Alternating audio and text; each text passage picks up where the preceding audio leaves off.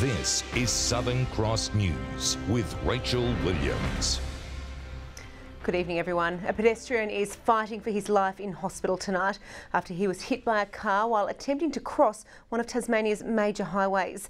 The man is currently in intensive care and remains in a critical condition. Our reporter Michelle Wisby filed this report a short time ago.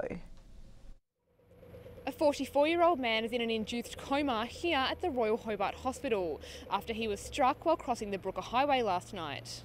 He spent 10 hours in surgery after he sustained injuries to his head, arms and legs, as well as suspected spinal damage. The incident occurring around 8 p.m. at Claremont. Police are still unsure why the man was attempting to cross the road. Investigations are in an early stage, but it appears he was crossing the road very close to a pedestrian underpass.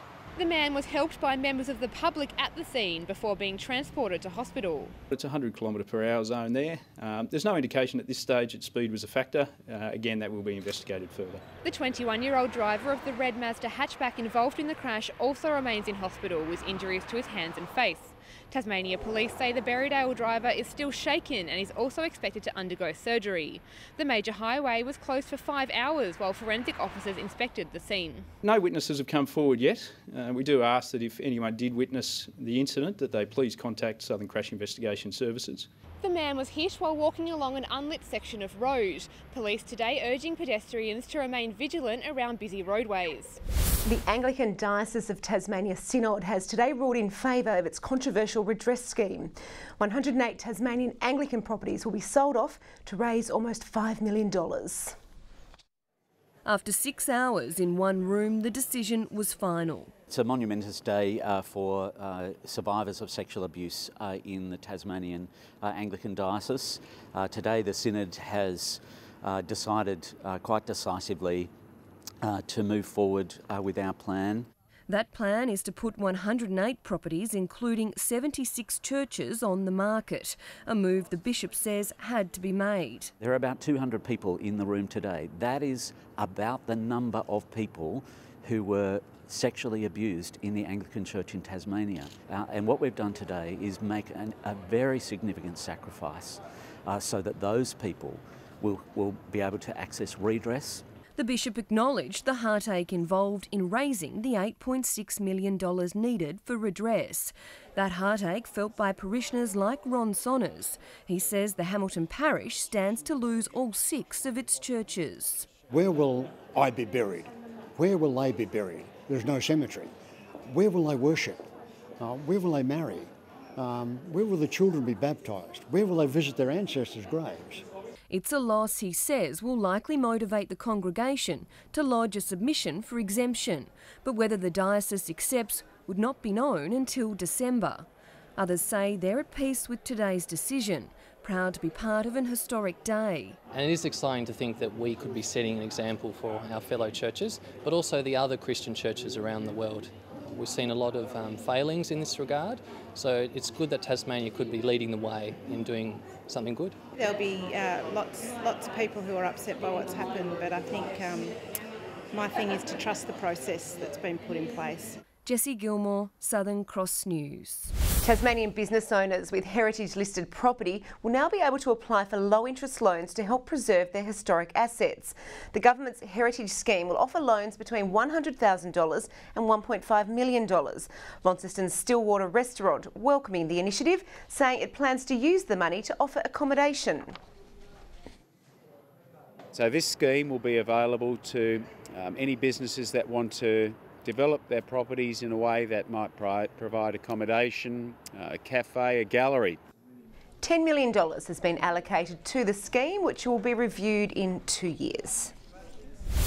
More than 1,000 dignitaries and guests attended the official launch of the new Peppers Silo Hotel last night.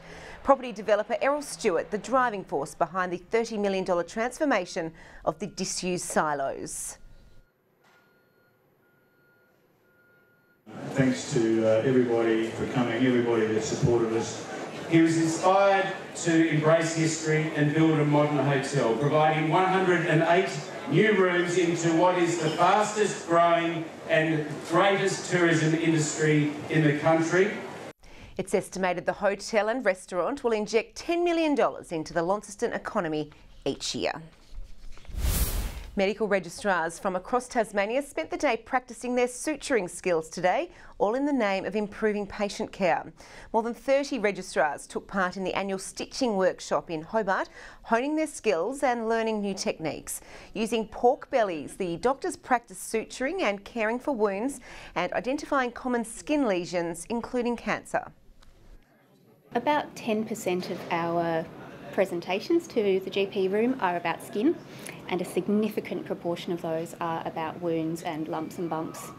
The course also focusing on stitching cleanly and carefully to assist in healing and reducing scars. Virgin Australia's latest Boeing is flying high after being named by Tasmania's Aboriginal community. The aircraft will now fly across the country as part of the fleet, taking with it a little piece of Tassie. Touching down in Launceston, but now donning a traditional name. This brand new Virgin Australia Boeing 737 will now be called Tinnamirrikana, after the Macquarie River, which flows for 189 kilometres through Tasmania's east. This is a lovely way to acknowledge the traditional custodians of the land in Tasmania and the role that they have played and continue to play in conserving these wonderful landscapes. The Macquarie River is currently home to Australia's largest river restoration project.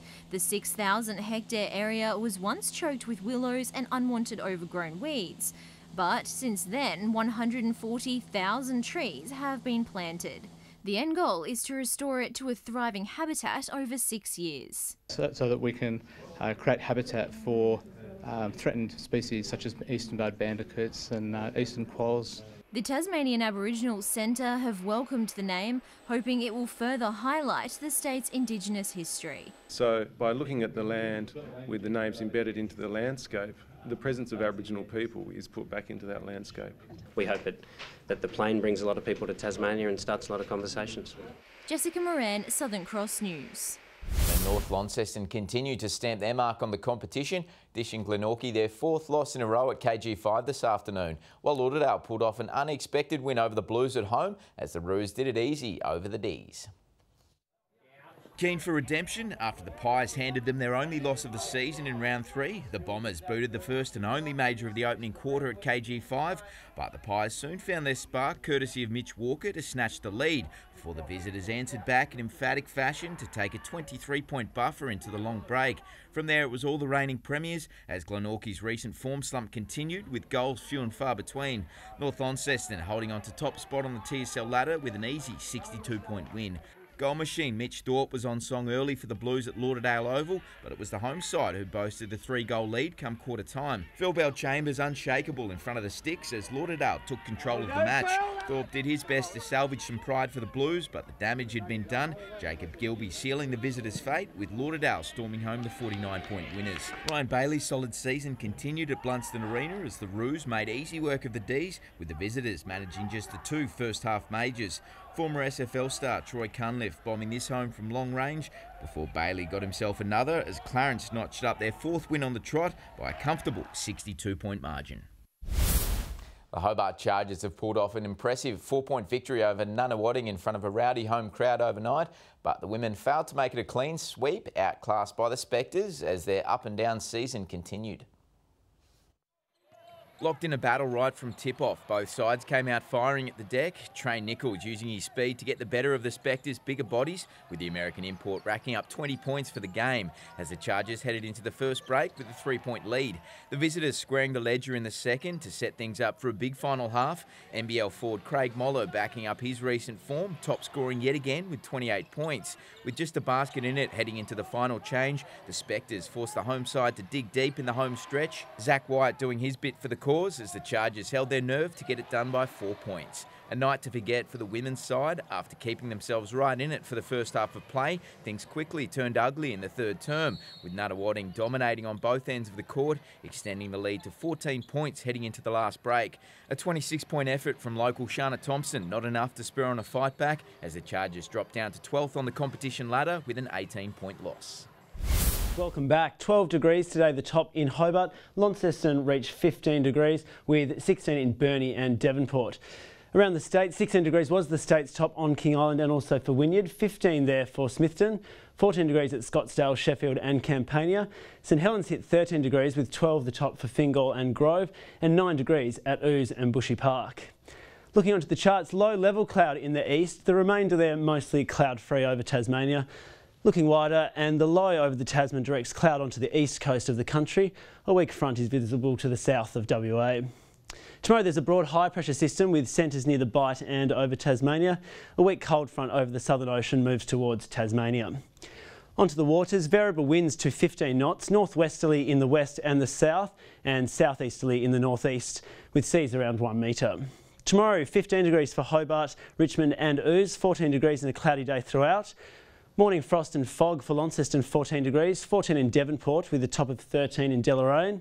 Partly cloudy and 14 for Burnie and Strawn, 15 the top for Curry. And a cloudy day on the east coast, 15 degrees for St Helens, Swansea and Whitemark.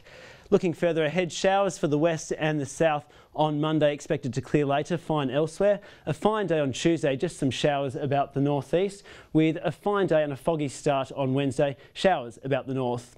Looking around at your major centres tomorrow, sunny and 21 degrees in Perth, 19 the top for Adelaide, some showers for Sydney, 19, 25 in Brisbane, with morning fog and 14 for Melbourne, and a sunny 31 in Darwin. Currently there's a few clouds about in Hobart, 8 degrees, Launceston clear and 7 with a clear night and 9 degrees for Devonport. That's all from me, Rach. Enjoy your night.